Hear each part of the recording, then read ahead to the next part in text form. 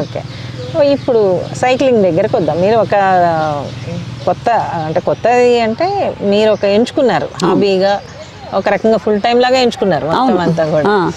So మీరు ఒక group పెట్టుకున్నారన్నారు, pirates of Hyderabad. దాంట్లో ఎంతమంది ఉంటారు, ఏమేం చేస్తారు? మేము ఒక 24 మంది. అంటే అసలు మొదలు పెట్టుకున్నప్పుడు ఒక హాబీ లాగానే, ఆ కోవిడ్లో కొంచెము ఖాళీగా టైం ఉండడం అందరూ ఏదో ఒక రకంగా సైకిళ్ళు చేయడము మొదలు పెట్టాము. మామూలుగా మొదలు పెట్టిన అందరం కూడా 15 మంది చాలా సీరియస్గానే అయిపోయి అందరం కూడా ప్రొఫెషనల్ రైడర్స్ అయిపోయారు, ప్రొఫెషనల్ సైక్లిస్టులు అయిపోయాం. మా గ్రూప్ అంతా కూడా విభిన్న నేపథ్యాల నుంచి, ఓ బిజినెస్ మెన్ కావచ్చు, లేదు అంటే ఒక ఫిట్నెస్ ట్రైనర్ ఉన్నారు, హౌస్ వైఫ్స్ ఉన్నారు, తర్వాత మేల్ మెంబర్స్ కూడా. అంటే సైకిల్లో కానీ లేకపోతే ఎటువంటి అథ్లెటిక్స్లో కానీ ఏంటంటే ఒక జనరల్ న్యూట్రాలిటీ ఉంటుంది. ఓకే, అక్కడ స్త్రీనా పురుషుడా అన్నది ఒక వ్యత్యాసం చాలా మేర తగ్గిపోతుంది. తగ్గిపోయి ఒక అథ్లెట్ అన్న ఒక భావంతో అంతరాలు ఎక్కువ ఉండవు అనమాట. దానివల్ల సపోర్ట్ సిస్టము చాలా బాగా అనిపిస్తుంది. ఎస్పెషల్లీ సైక్లింగ్ కానివ్వండి, రన్నింగ్ కానివ్వండి, ఒక గ్రూప్తో చేసినప్పుడు. అయితే మన హైదరాబాద్లో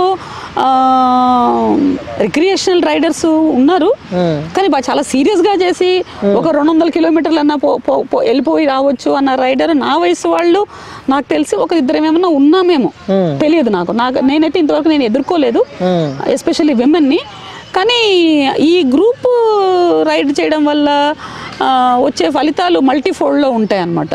ఒకరికొకరు సపోర్ట్ సిస్టమ్ అని కానివ్వండి, లేదు సైక్లింగ్తో మొదలైన మా ప్రయాణం ఆ చిన్న గ్రూప్స్ ఏవైతే ఉన్నాయో, రన్నింగ్లోకి ఎంటర్ అయ్యాము, ర్యాప్లింగ్ వెళ్తుంటారు, ట్రెక్కింగ్ వెళ్తుంటారు. అంటే మనకి బంధువులని కానివ్వండి, లేదా ఆఫీస్ కొలీగ్స్ అని కానివ్వండి, ఒక కామన్ ప్లాట్ఫామ్ అనేది ఉంటుంది. ఇందులో ఒక యాక్టివిటీ తప్ప ఇంకే కామన్ ప్లాట్ఫామ్ ఉండదు. సో పరిచయాలు, అంతకుముందు పరిచయాలు ఉన్న వాళ్ళు కూడా కాదు. అసలు ఎటువంటి అంటే ఒక వయసు వ్యత్యాసం కానివ్వండి, ఆర్థిక వ్యత్యాసం కానివ్వండి, యాక్టివిటీ వ్యత్యాసం కానివ్వండి, పూర్తిగా విభిన్న దృక్పథాల నుంచి వచ్చిన వాళ్ళే. సో ఆ గ్రూప్లో చేయడం వల్ల మేము జీవితాన్ని ఇంకా మల్టీఫోల్డ్ ఆస్వాదిస్తున్నాం అని అనిపిస్తుంటుంది. ఇంకోటి ఏంటంటే మా హస్బెండ్ కూడా అందులోనే గ్రూప్ మెంబరే. సో ఎక్కడికి వెళ్ళినా కూడా ఇద్దరం కలిసి ఇక సంసారంతో పాటు సాధన కూడా కలిసే చేస్తుంటాం కాబట్టి పెద్ద డిఫరెన్స్ ఏమి అనిపించదు. ఓకే, ఇప్పుడు అంటే చాలా దూరాలు కూడా వెళ్ళే వాళ్ళు ఒకళ్ళిద్దరే ఉన్నారన్న కదా, మీరు అట్లా ఒక చేసిన దూర ప్రయాణం ఏముంది? ఇప్పటిదాకైతే అతి దూర ప్రయాణం 200 కిలోమీటర్లు ఒక 2-3 సార్లు చేసామండి.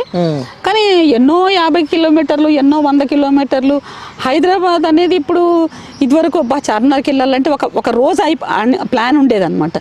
ఇప్పుడేంటి పొద్దున్న 5 గంటలకు బయలుదేరితే చార్మినార్కి వెళ్ళి మళ్ళీ 8 గంటలు వచ్చేసి ఆఫీస్కి వెళ్ళిపోతున్నాం. కాకపోతే ఈ సైక్లింగ్ తోటి మేము హైదరాబాద్ని పూర్తిగా చూసేసాం.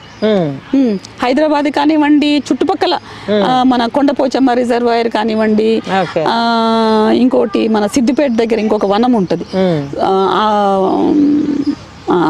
ఒకటి కొండలు గుట్టలు. హైదరాబాద్ చుట్టుపక్కల అన్ని చూడడం అయిపోయింది. యాక్చువల్లీ అన్ని టౌన్స్, చారిత్రాత్మక కట్టడాలు, యూనివర్సిటీసు, జలాశయాలు, ఇంకా పార్కులు. హైదరాబాద్ లో ఎక్కడ ఏవేవి ఉన్నాయి అని అంటే సైక్లిస్టులను అడిగితే చెప్పేస్తారు. ఎంత దూరంలో ఉన్నా అంటే life has become so easy and simple. ఇంకొకటి మైండ్ గేమ్ ఏముంటది అని అంటే ప్రయత్నిస్తే ఏదైనా మనం సవాళ్ళు ఎదుర్కోవచ్చు అన్న కాన్ఫిడెన్స్ లెవెల్స్ మాత్రం నాకు చాలా బాగా వచ్చాయి. ఓకే. దానివల్ల ఇటు పర్సనల్ లైఫ్లో కానివ్వండి, ఇట్లా ప్రొఫెషనల్ లైఫ్లో కానివ్వండి, వచ్చినప్పుడు చూసుకుందాం అన్నంత ధైర్యం అయితే చాలా వచ్చిందనమాట. అది ఏ స్పోర్ట్లైనా సరే. అసలు నేను ప్రతి ఆడవారికి చెప్పేది, నా దగ్గరకు వచ్చే పేషెంట్లకు కూడా చెప్తాను, మీకోసం మీరు ఒక గంట కేటాయించుకోండి మీ ఆనందానికి. ఏం చేస్తే ఆనందం. నాకు ఒక ఫ్రెండ్ ఉంది, తను పెద్ద సైంటిస్ట్. తను ప్రతిరోజు ఎన్నో రకాలైన రంగవల్లులు వేస్తూ ఉంటుంది. అదొక ఎక్సర్సైజ్. తను కూర్చొని లేచి పెద్ద పెద్ద ముగ్గులు వేస్తుంటుంది.